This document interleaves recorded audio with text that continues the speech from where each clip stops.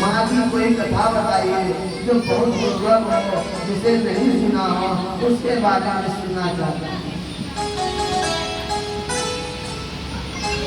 अगस्त जी जब कहते हैं, स्कंद जी कहते हैं कि एक बार नैमिषारण्य में सारे ऋषिगण एकत्रित होकर सूत जी से यही प्रश्न किए थे, महाराज कोई कथा सुनाइए माँ की।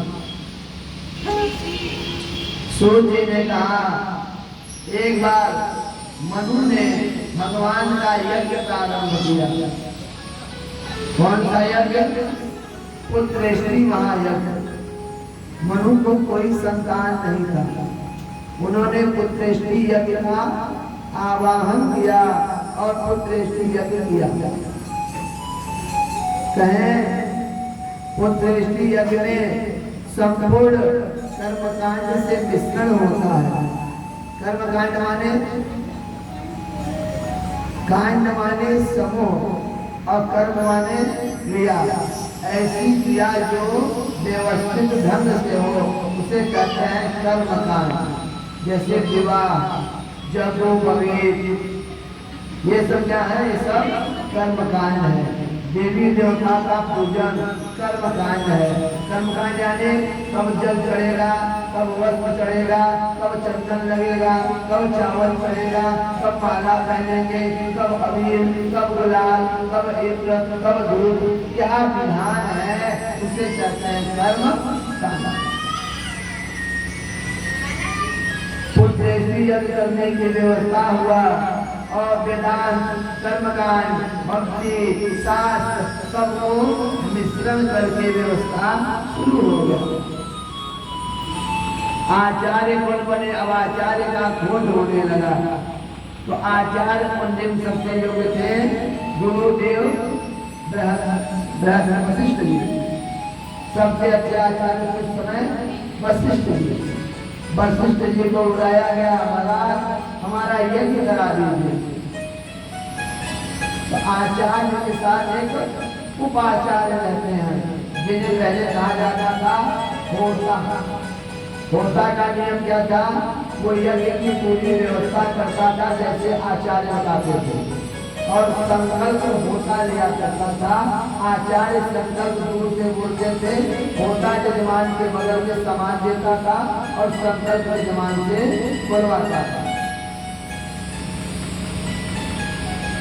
पुत्रेष्टि यज्ञ हुआ और पुत्रेष्टि यज्ञ में सब विधि विधान से हुआ।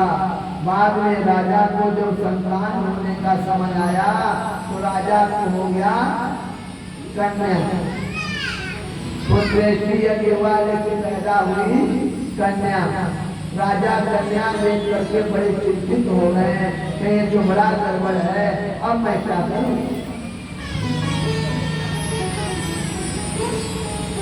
फिर उन्होंने यज्ञ के आचार्य को बुलाया कि हे महाराज, आपने मेरा संकल्प पुत्र के लिए कराया था, मुझे कन्या कैसे हो गई? मुझे तो पुत्र चाहिए, मुझे कन्या नहीं चाहिए।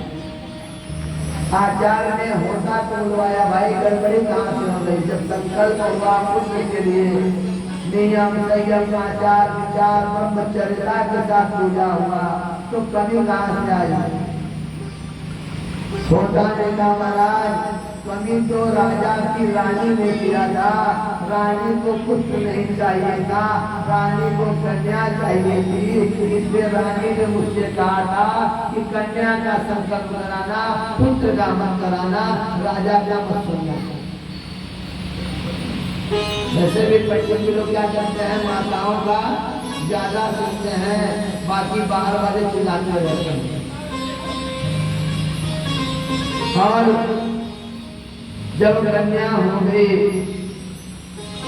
तो राजा ने कहा, अब बताइए महाराज, अब कैसे क्या किया जाए? मुझे तो पुत्र चाहिए। वशिष्ठ जी ने कहा, देखो पुत्र यदि चाहिए तो पुत्र के लिए आपको अनुष्ठान कराना होगा। वैसे इस कन्या का नाम रहा था ईला। अब हीरा से परिवर्तन करना था तो भोलेनाथ का अनुष्ठान किया गया। भोलेनाथ प्रसन्न हुए और भोले भोलेनाथ ने उस कन्या को पुत्र के रूप में परिवर्तित कर दिया।